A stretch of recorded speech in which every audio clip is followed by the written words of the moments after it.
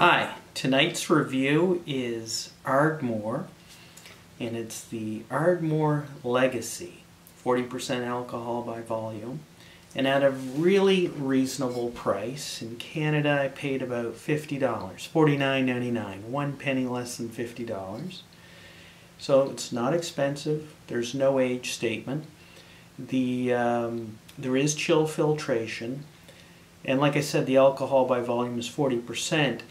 Back in 2014 this was launched, and it replaced Ardmore traditional casks at the time, and Ardmore traditional casks had no chill filtration, and it had a higher alcohol by volume, I recall. And then a couple of years later they brought traditional casks back, but I think it's only at travel retail. But I saw this at the liquor store for a whiskey festival in my town that since got canceled. And the only other whiskey festival is in another town called Moncton. And I get invited to speak at it, but I couldn't go because I'll be on vacation in March. So, let's try this. A little bit about Ardmore. So how did I come to buy Ardmore? I went to the liquor store, actually, to buy Teacher's Highland Cream. Had some buddies coming over and wanted something cheap because they're going to drink it and I'm not made of money. But when I got there for a big bottle of Teacher's Highland Cream, like a little over a liter, I think it was $36. But for $14 more, I could get the core malt of Teacher's Highland Cream, which is Ardmore. And Ardmore is a malt that I've had in the past from independent bottlers and always enjoyed it. And I do like Teacher's Highland Cream. And what I wanted to do for tonight's review, but I forgot to do, was buy a bottle of Teacher's Highland Cream and then pour a shot of Teacher's and top it up with some Ardmore. Ever do that? Take a single malt and a blended scotch and put them together in a tumbler to see what might happen? Well, I forgot to do it with Teacher's. I got some Chivas, so I thought maybe after we'd try that. Okay. Cork stopper, which to me is a little hint of quality. You know, when a maker puts a cork stopper, tells me they care. Okay. Let's get that bottle there. Feature our fine whiskey. Okay. Oh, actually, it should be in a Glencairn glass.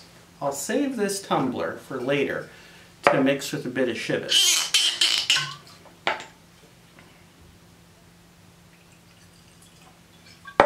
Can't really nose a whiskey from a tumbler.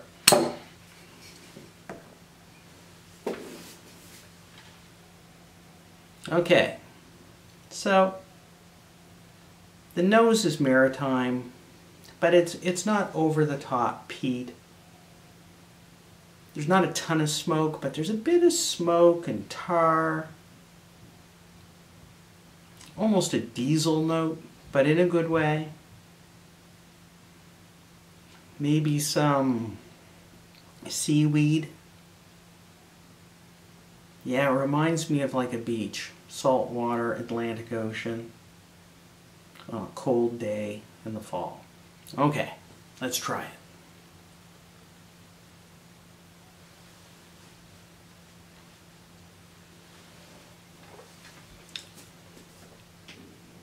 Sweet, honey,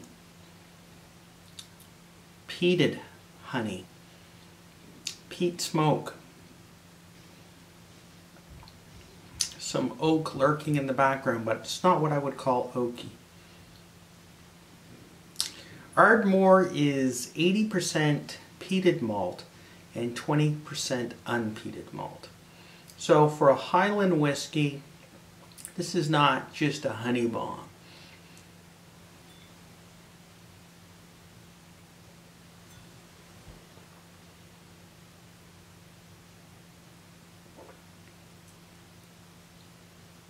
The finish, bit of sea salt, ginger, it's good.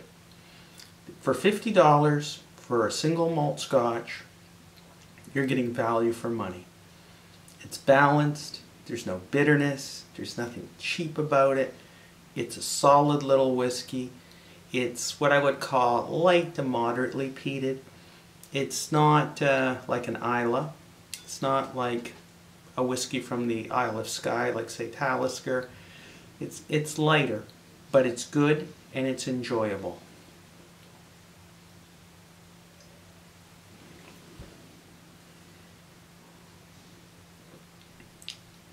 And it's so drinkable. Like, this bottle's just disappearing.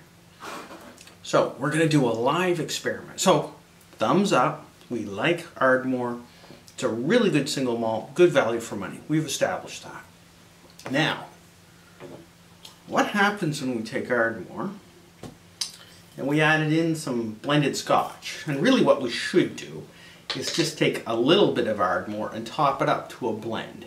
But, I got quite a drink there. Now, I'm not going to drink it all for this review, but fortify myself if I have to chat with the wife later. Okay, so it totally changes the aroma. But it's fun to kind of do your own vattings, taking blended Scotch being the bulk of the drink, and then top it up with a bit of a single malt. It's a fun experiment. For instance, like Ardbeg by itself is overwhelming, just too much of an Islay for me.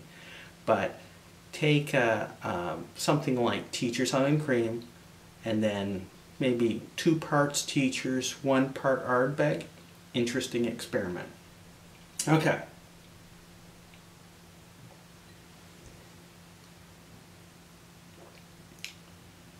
So I added Chivas to Ardmore. I think I like just the Ardmore. And I would say the experiment didn't work. So you can't always mix blended Scotch and single malts together and get something interesting. You have to experiment. This is not working for me. Not going to waste that drink though. But on its own, neat Ardmore. A little bit of bacon and kippers. All good. Highly recommended. Thank you for tuning in. And I'm going on vacation. So I'll be gone for about 2 weeks. Well, not 2 weeks. I'll be back shortly before Christmas. Don't know if I'll get another review in. I will try. I'm going to Cuba, going to Veradero. And some people have been criticizing me, saying, you know, you're supporting a communist government and all that. You know, I hate politics, and I just think of the people. And I like Cuba, and I like to meet the local people, and I like Mexico, and I mean, I could go to another country, people could say, hey, you're supporting the oligarchs, or other people. So, anyway, I'm going, no apologies. I like Cuba, I like Cuban coffee, and their rum. I might bring back a bottle of rum. Maybe we'll do a little review on that. Thanks for tuning in. Until next time.